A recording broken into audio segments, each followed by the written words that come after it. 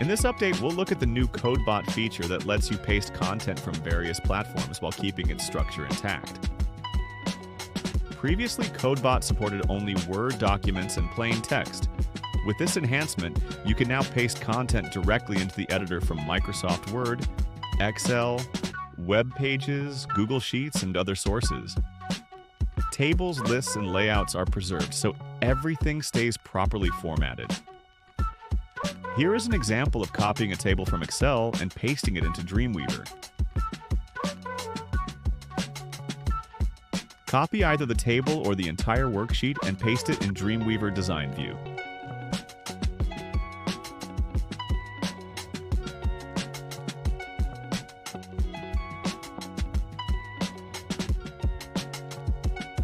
The generated code is functional, but it contains unnecessary tags and extra formatting, making it less clean and harder to maintain.